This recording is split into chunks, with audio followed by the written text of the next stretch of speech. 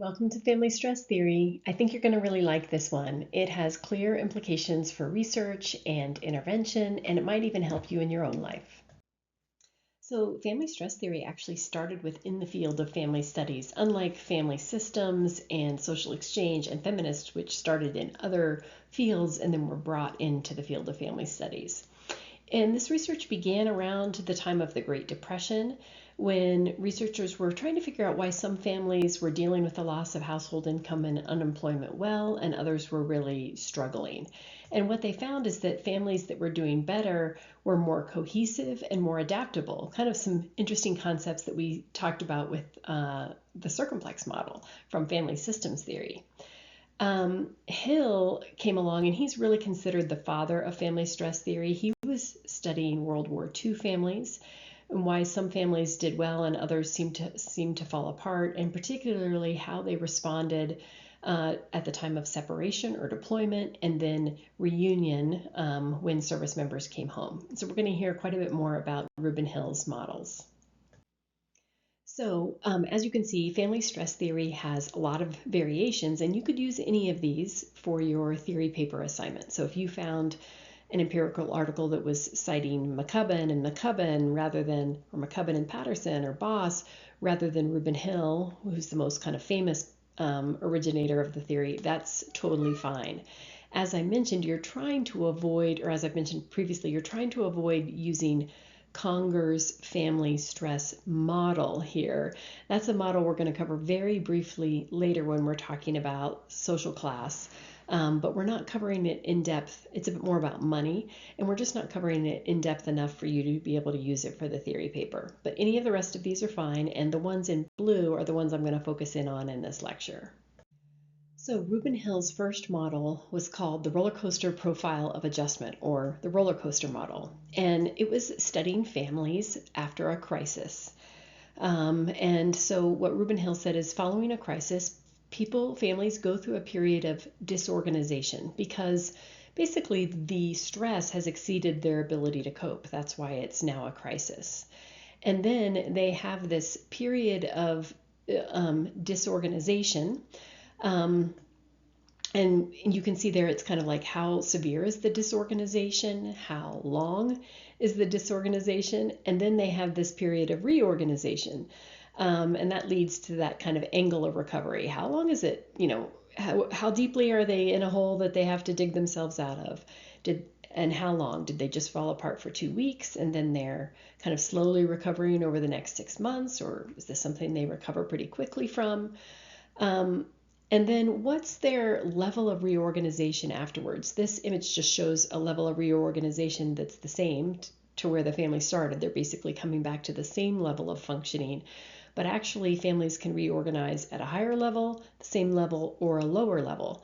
You may have heard that the Chinese symbol for crisis includes the symbols for danger and opportunity. So it's a dangerous opportunity. It's a chance to either do more poorly or to do better from where you started. And so you might be thinking of a crisis that your family experienced, and what your level of reorganization was. Was it at the end, even though if that was months later, for example, was that higher, or was that the same, was that lower? So after Hill studied kind of the post-crisis process, he went on to study the pre-crisis process. So what makes something a crisis or not? So he kind of did these chronologically in reverse. He studied after the crisis and then went back a year or so later and investigated what happens before the crisis. This is his most famous model, the ABCX model. It's still used all the time in research, and we've got quite a few slides coming about it. All right, so the ABCX model starts with the A, which stands for stressor events. And a stressor event can be a big one, like a hurricane, or a small one, like taking the GRE. It can be a good stressor, like getting married, or a bad one, like the death of someone close to us. But some stressors aren't clearly bad or good until they're interpreted by the family members. So, for example, pregnancy is a stressor event, but whether or not it's more positive or more negative depends. Was the pregnancy planned or unplanned, wanted or unwanted? And it is important to keep in mind that even positive things can be a stressor event. A wanted pregnancy can be stressful. Um, Graduating, for example, is a positive event, but it can be really stressful too.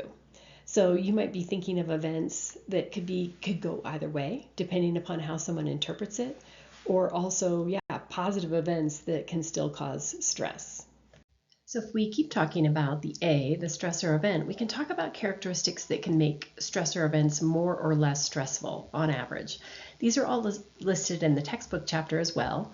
And the way I've described them or listed them here is the first word is usually easier to cope with than the second word, but these are just generalizations, so it could depend on the specific situation. So internal versus external, this is who made the decision. Was the decision being made internal to the family or external to the family? So did dad choose to quit his job to stay home with the kids, or did he get laid off? Laid off would be external. Did you make a choice to do the breakup, or is someone else breaking up with you? That's external. Is this stressor event affecting just one member versus multiple members? So if I experience the death of a coworker, is it really just someone that I knew? Or is this actually a family friend who had been to our house and now everyone else is affected too? Is the stressor gradual versus sudden? And so gradual is typically easier. If I were to find out I had a cancer at stage 1 versus stage 4, right? If I have more time to get used to the idea, or let's imagine that I'm wanting to adopt, and this kind of gradually unfolds over a year versus I want to adopt or foster and now I get a placement option within like 2 weeks.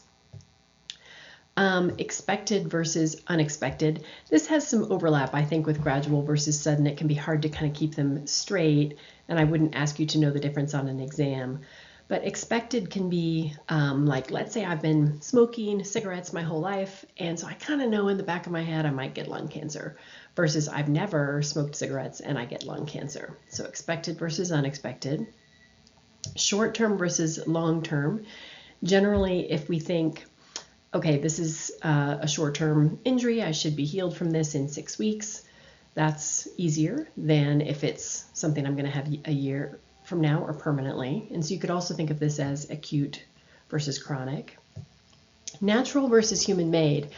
The same event is generally stressful if it was a human-made error or human intentionally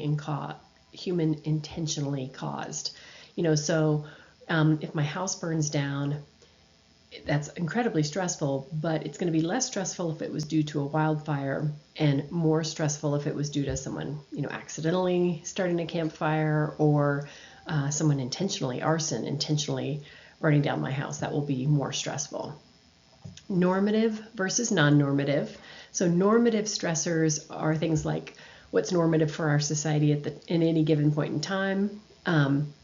So children leaving home for college after their senior year is normative versus a child moving out at the start of their senior in high school to go live with their best friend. Happens, but it's non-normative, and so that creates more stress for families. And then the last one is unambiguous versus ambiguous. And I'm going to say more about this on the next slide, but stressors that are more clear are easier for us to deal with.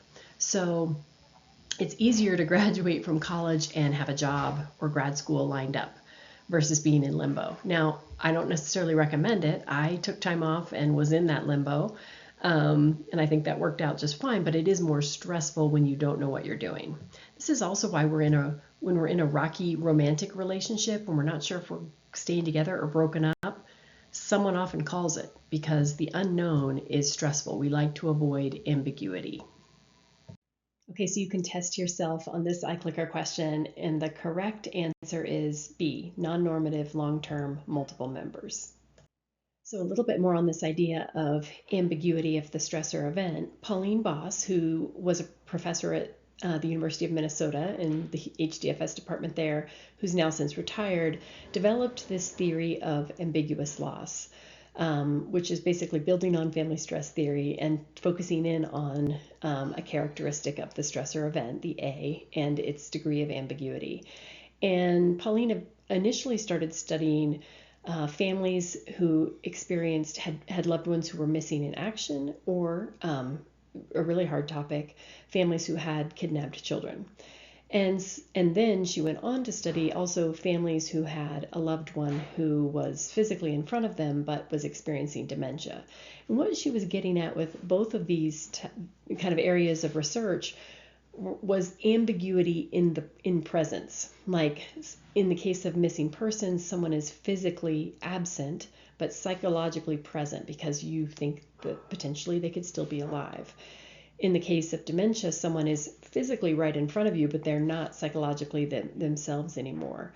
And so there's this, this ambiguity about their presence.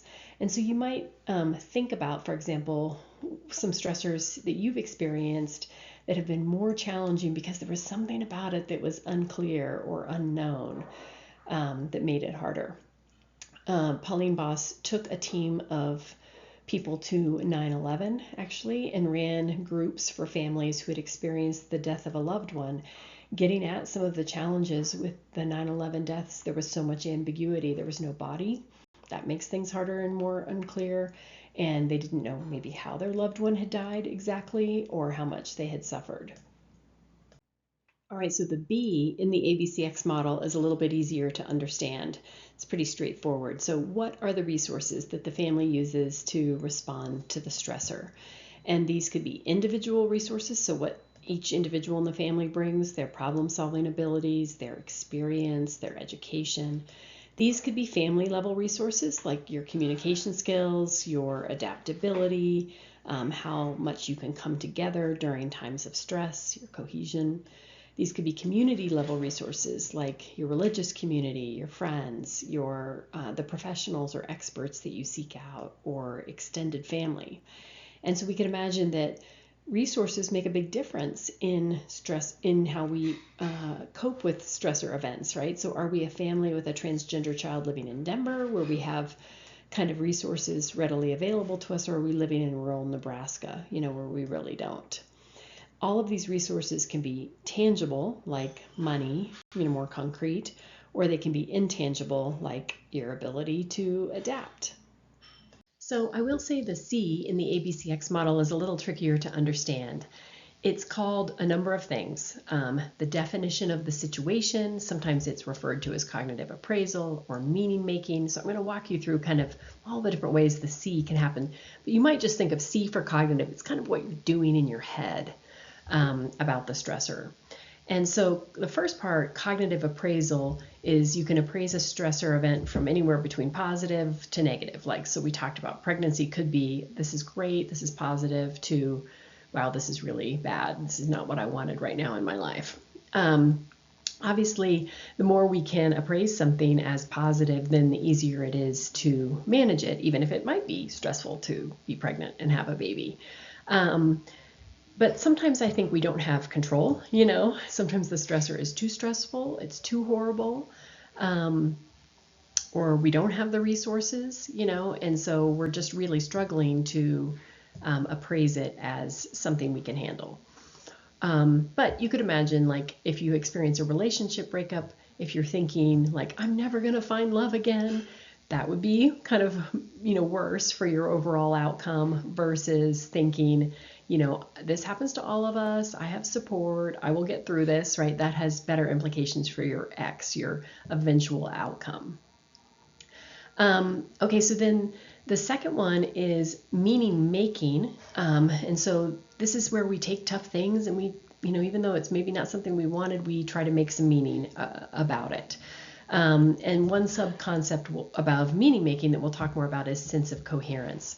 But I think this meaning making, this is what therapists are helping us do, right? Is to make meaning of difficult things in our lives.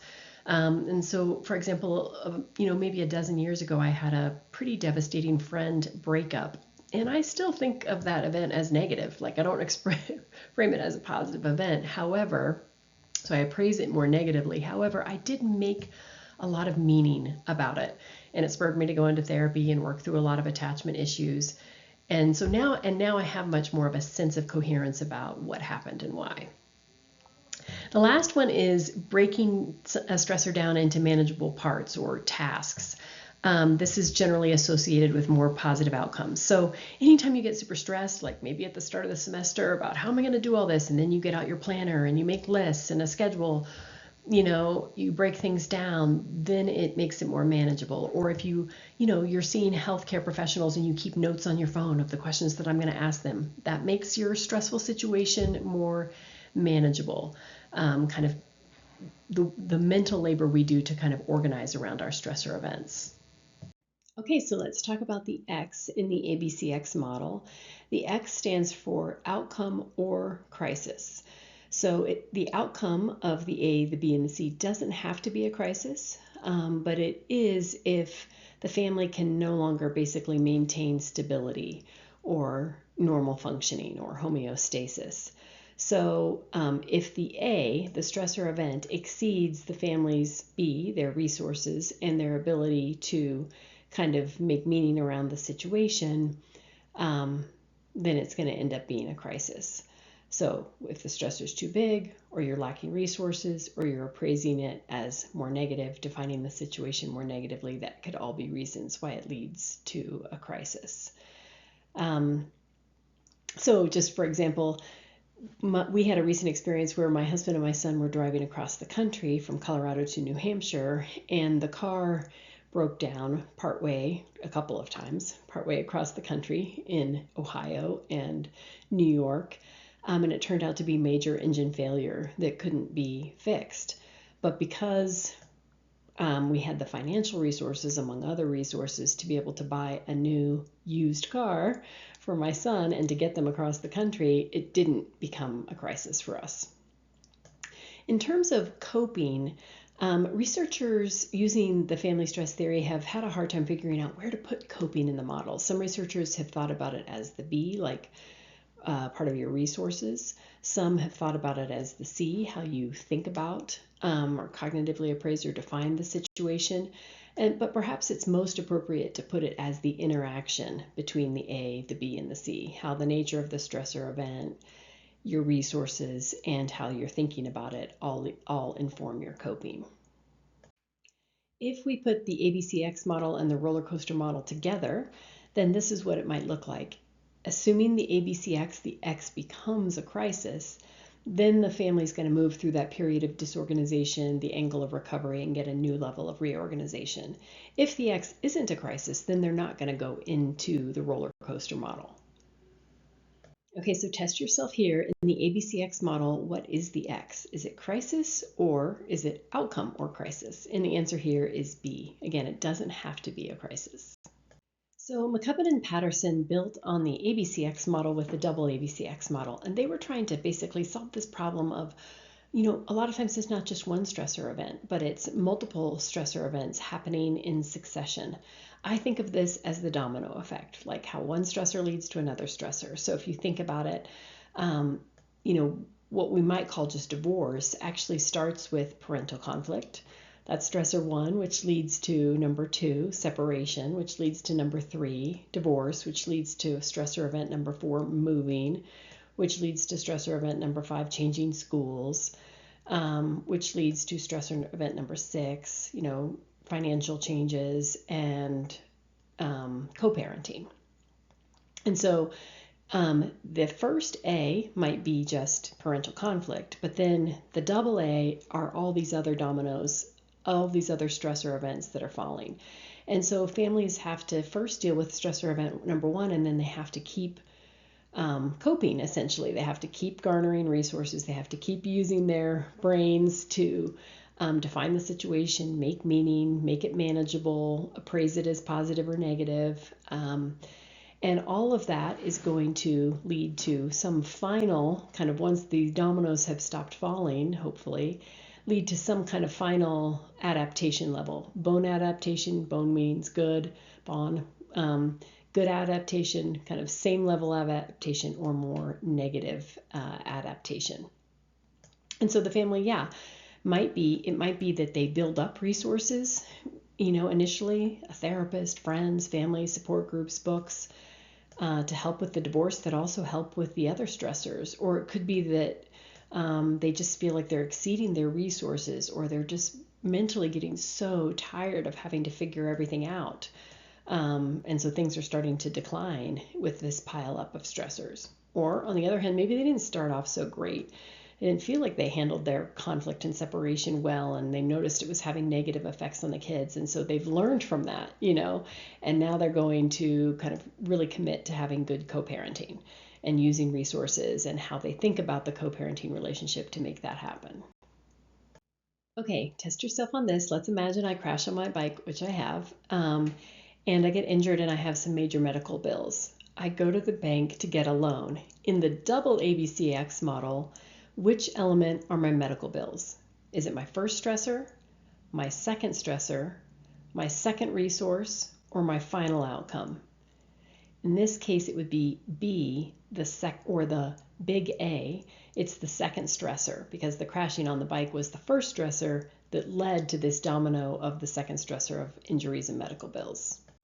So here's the basic assumptions of family stress theory. And I don't think that there's anything new here, but I want you to have a record of these assumptions if you're choosing family stress theory for your theory paper. So the first assumption, it's organized around the components, the A, B, C, and X. So stressor events have characteristics like expected, unexpected, that influence a family's coping and their overall level of adaptation, from better, same, worse. During times of stress, access to new or existing resources influences the family's ability to cope and, again, their level of adaptation at the end. How an individual or family appraises, defines, or meaning makes the C about the stressor event, again, influences their coping and adaptation. And then whether or not a family enters a crisis or not is dependent upon the interaction between the A, B, the C components of the model. Again, no new ideas here, but I want you to have a concrete slide with the concepts of family stress theory, which are based on the ABCX model: stressors or stressor events, resources, cognitive appraisal or meaning making, coping, outcome or crisis, and adaptation or level of reorganization. Okay, so an additional concept, just to go a little bit further on this idea of sense of coherence, which I mentioned comes out of the C, the definition of the situation in the ABCX model. It includes three subparts. It's basically how comprehensible is the stress or the situation, how manageable is it, and how much meaning can you make around it, or how meaningful is it. And so you can see some examples from the SOC, or sense of coherence scale there. How often, for comprehensibility, how often do you have a feeling that you are in an unfamiliar situation and you don't know what to do? So I'm kind of bewildered or confused. Manageability, how often do you have feelings that you're not sure you can keep under control, unmanageable? And meaningfulness, how often do you have the feeling that there's little meaning in the things that you do in your daily life, or maybe around this particular stressor event? And so I would encourage you to think of a stressor that you or your family has experienced and rate it from, in each of these three areas: comprehensibility, manageability, and meaningfulness. Answer this question from a scale of 1, very often I experience this, or 7, I seldom or never experience this. And in this case, having higher scores is an indicator of higher sense of coherence. So if you say seldom to never, that like I can make little meaning, I can't keep things under control, and I'm not sure what to do, or I can't comprehend the situation, then if you're saying that doesn't happen very often, then you have a high sense of coherence. Research has found that in general, across studies, sense of coherence is associated with rating life events as less stressful.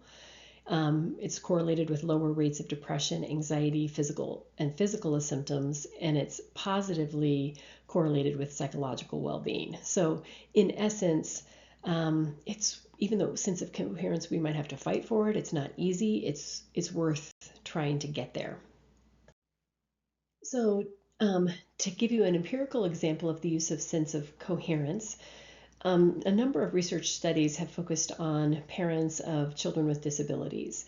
And for example, some research studies have found that parents of children with intellectual disabilities have a lower level of sense of coherence than parents of typically developing kids. Um, However, other researchers, Mack, for example, have found in this research study of mothers of children with autism in Hong Kong that mothers who manage to have high SOC, even though they have a child with an intellectual disability, don't report higher levels of stress when there's higher symptom severity.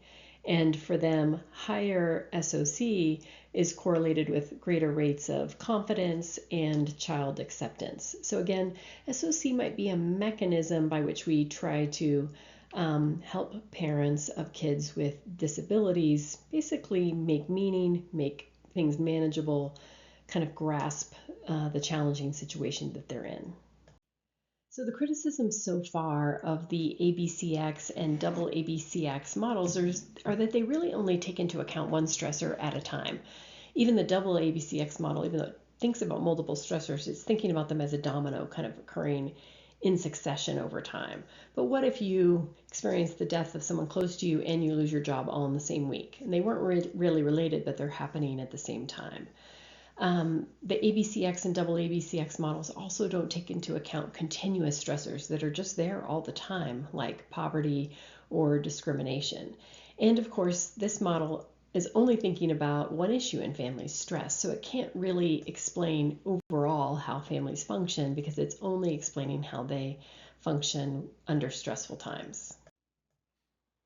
Okay, so the Mies model does take into account the pervasive effects of things like poverty, racism, discrimination into family stress theory. It stands for mundane or common, extreme or harsh, environmental, coming from the environment, and stress. And then this second model, the sociocultural family stress model, developed by Smith and Landor, builds on the Mies model and adds intersectionality to think about how intersecting forms of discrimination then influence the A, the B, the C, and the X factors. So intersectionality is going to influence how much stigma and discrimination you're facing. So being a Black lesbian is harder than being just Black or a lesbian, which is going to then influence your social position, your relative advantage or disadvantage. It's going to influence the stressors you experience, the resources you have, the perspectives you take, and the X, your outcome. Perhaps a more specific example is that Black Americans are only 13 to 14% of the population and may often find themselves being the only visible person in their racial group at work or school. Colorado is especially one of those cases. This is referred to as solo status. And so then this adds this constant stressor about maybe being noticed or judged or worrying about being judged excessively about what you say, do, or look, or how you look.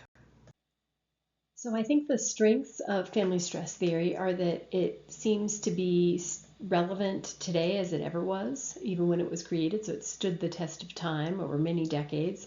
And it's applicable to everyday stressors like increased caregiving responsibilities or major kind of unusual disasters like fires.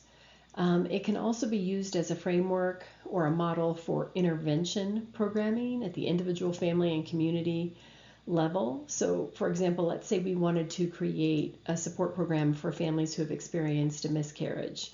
And so we might teach them this model, right? We might talk to them about the characteristics of having a miscarriage that make it particularly stressful, that it's external, it's out of your control, that it has some ambiguity around it. Society and maybe even you as a couple can't agree. Was this just a medical event? Was it the death of a person? It's kind of unclear what a miscarriage is sometimes. We can be thinking then about how can we connect them to resources? What resources do they have? What do they need? And how can we help them make meaning around the miscarriage or have a sense of coherence that they can manage this, that they can get through this, they can put words to it. And so basically having ABCX in our minds might influence how we set up an intervention program. I also think therapists can simply teach this model to a client and have them kind of talk about the nature of the stressor event, the characteristics, what are their resources, what more do they need, how are they doing in this definition of the situation, the C, in terms of their meaning making and breaking it down into manageable bits. Here's a few more examples of how family stress theory has been used in empirical studies. So it's been used to study normative stressors like the transition to parenthood, adjusting to the death of a spouse, moving, retirement, and also what would be considered non-normative stressors like having to suddenly care for an injured young adult in your family, or going through a divorce. Even though divorce is more common, it's still not something you usually plan on or expect to do, or things like military deployment and reunion.